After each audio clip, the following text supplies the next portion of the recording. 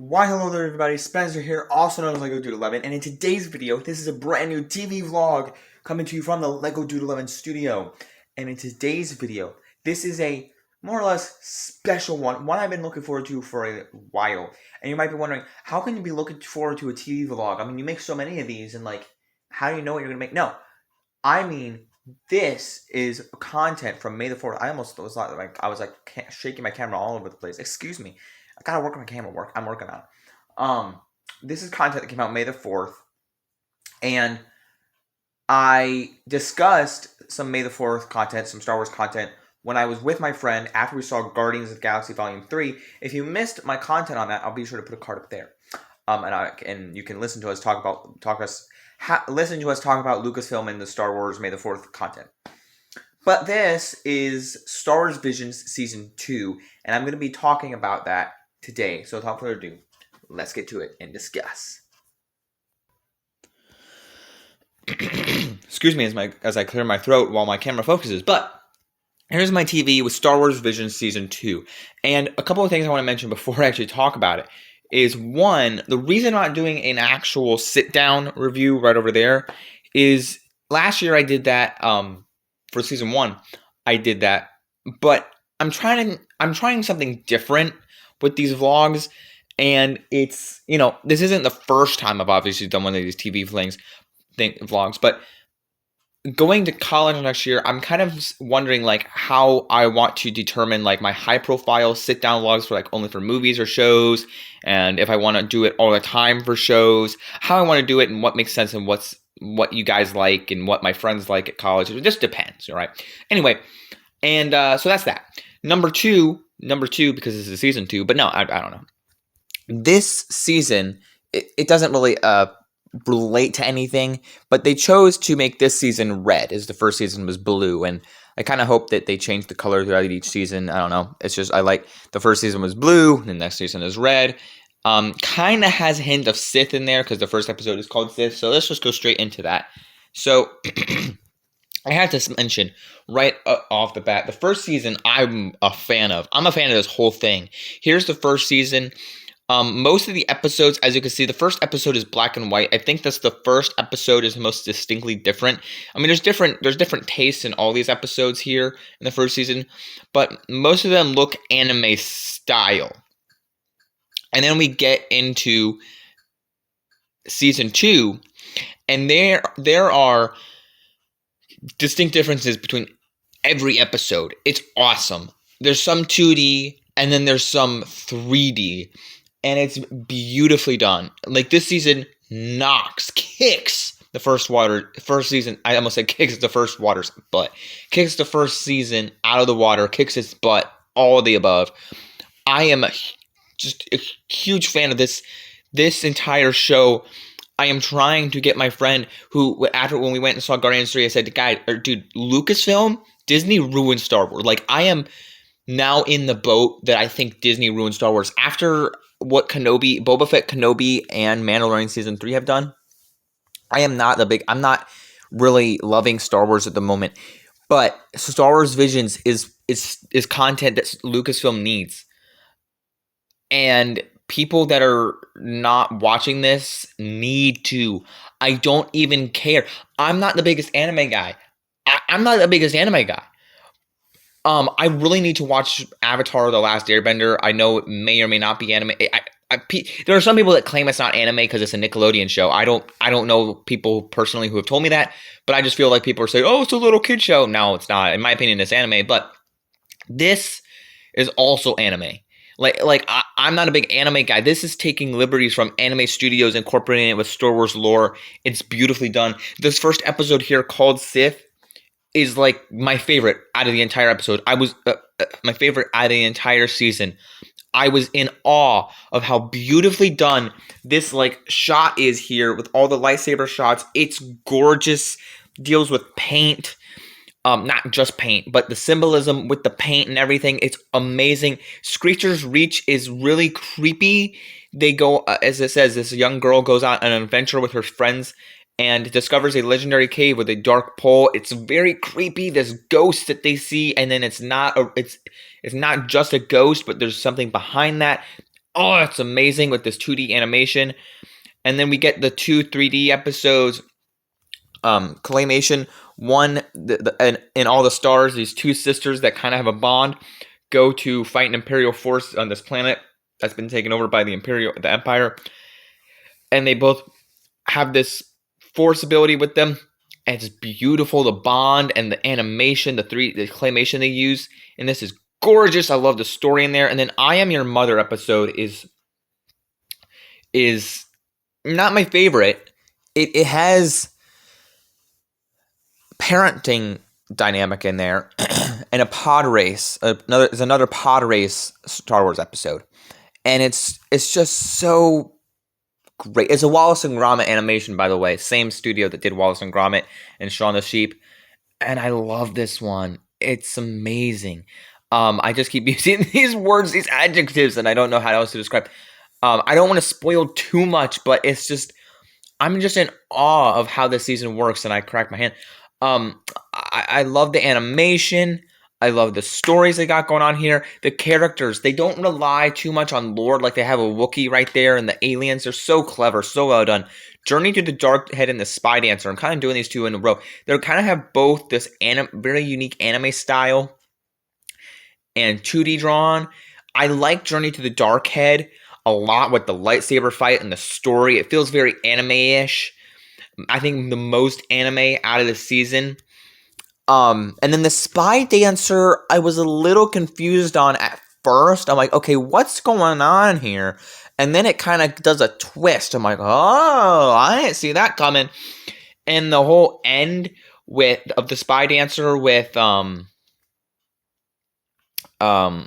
like who that she's related to this guy, Imperial guy, was really quite interesting. I was not expecting it, and it just kind of made me enjoy the episode a little bit more because I thought the whole entire episode was going to be about this weird spy who's a dancer and just showing off the stormtroopers and like this whole dance thing. And I'm like, okay, this is kind of weird. Like, where are we going here? And I'm like, and then like halfway through, it takes a turn. I'm like, oh, okay, I see where this is going. It picks it up a little bit. Now, not every episode has to be super, super fast. I'm not saying that at all. It's not like it has to be kick speed, like Godspeed or, super fast for me to understand what is going on. But it just, I wasn't quite sure. And then all of a sudden I'm like, oh, I understand now. So yeah, I like that. The Journey to the Dark Head, like I was mentioning before, it has this Jedi team up with an a hopeful mechanic and disillusioned Jedi team up for an unlikely quest, the Tide Turn of War. So I'm gonna need to watch episode 5, Journey to the Dark Head, again, because I think that was one where I missed a couple of things. Like, I remember the lightsaber battle, I remember them teaming up and all this, but I want to watch that again because people were saying number 5 was their favorite, and I sort of agree with that. Like, I need to watch it again just to focus on all the stuff. Not that I missed it completely, but that I need to. Like, number 1 was just amazing. There's so many good episodes here that this season is amazing. So then, yeah, we get number 6. Number 7 is the one for me that I loved it. Like, I loved all the episodes, but this one reminds me of the Bad Batch. Like, not in a bad, because if you guys hear me before complain about the Bad Batch season 2, don't think I'm saying, oh, this episode was terrible because it was the Bad Batch. No. This episode just reminded me of the animation of it and the characters here. We kind of get is it a boy and his Force-sensitive younger sister. So yeah, the boy reminds me of Hunter a little bit, and the girl kind of reminds me of Omega, but that's just something I thought of. It just kind of looks like that, the Bad Batch, a little bit. Excuse me. But it's a unique episode. The girl kind of has some Force abilities a little bit, and they go on an adventure of having a lightsaber battle going on this train and then having to defend some stormtroopers on the train. Some little riot happens, and then they have to deal with a war, or obviously a little battle that breaks out with some lightsaber, and the fight happens, and really quite interesting. And she has to go on and learn the ways in the academy, the Jedi ways. So it's really quite interesting, that one. And then the pit reminds me of when Parks and Rec, when they had the pit and Mouse Rat sings the song Pit. I fell in the pit. But this one was the one I think for me I remember the least. Like, there was there was stuff that happened, like I was talking about. The Spy Dancer kind of lost me a little bit, but the pit one, the animation, I think is supposed to be anime. I don't even know what I'm saying. I'm sorry, excuse my mind. Um, like it just wasn't. It just didn't stand out to me as much as the Spy Dancer did or any of the other episodes. But I do remember it. Like there was like this pit that people were trapped in, and then they had to go get other people. And then at the end, I believe they were saying like, save the kids or like save them or something like that. And then all these people, like all the Empire, like the stormtroopers and then Empire people were standing there like, what are you doing? Stop saying that. And then they saved the day by saving the people out of the pit.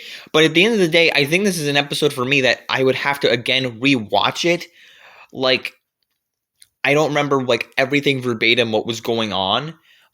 It's one where I think if I did actually watch it again, I would probably forget it again because it's that one where, oh yeah, stuff happens in it, but it's not like I don't know how to explain it. It's like I just don't remember. Well, also in the description it says a young prisoner forced to dig for Kyber for the by the Empire plans an escape and for he and his people. So like they're trying to save these people in the pit, and then they're digging for the Kyber crystal, and there's a whole pit there. But yeah, I mean it's interesting. Don't get me wrong, it's very very interesting. I find it interesting how both the seasons kind of deal with Kyber crystals and all this stuff, but there's some that deal with different plots and plot devices as well.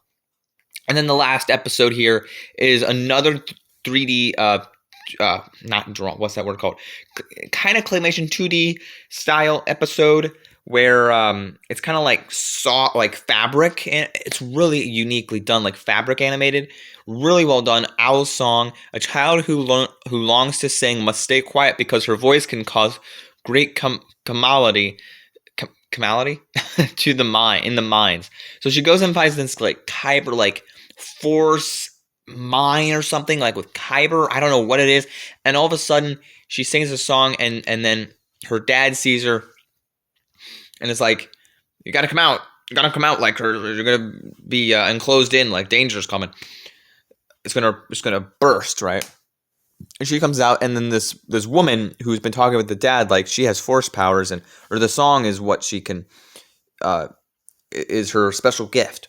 So then at the end, like she saves the day with her song, and she's like, I'm leaving. If you want to join me, I can teach you more with your song. So that she leaves, and her dad has a little goodbye with her, and it's not very emotional, but it's very neat how these episodes have a little bit of a joyful ending with a little bit of touch, with a little bit of heart. So I like that a lot. So I like how this season was way better than the last season. The way the last season ended, this is an entire anthology series. So all the episodes are you can watch them each by themselves. But I thought all the episodes this season were really good.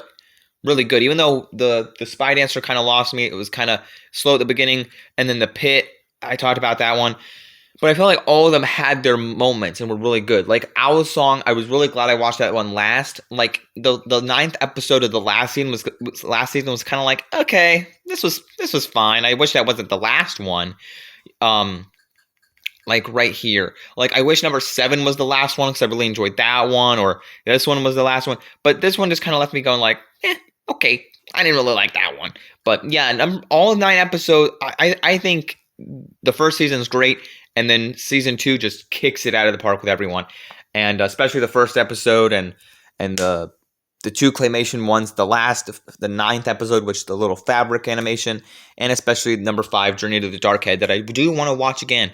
But Sith is just beautifully done. I hope you guys agree with me. Let me know. Those are all my thoughts of Vision season 2. Has been renewed for season 1, has been renewed for a 3rd season. Cannot wait. I hope it comes out on May the 4th next year, because this is definitely a binge-worthy contender for May the 4th, because all the other Star Wars, like I'm not watching Disney Star Wars. I'm not going to watch anything else. But anyway, I'm going to ramble on Star Wars today, but don't forget to leave a like, subscribe, Follow me. Don't forget to keep calm and play Lego. Follow me at Boba Fett Jedi Master. Links down below. Don't forget to like, subscribe, follow me. Don't forget to keep calm and play Lego. Peace out. Bye, everyone.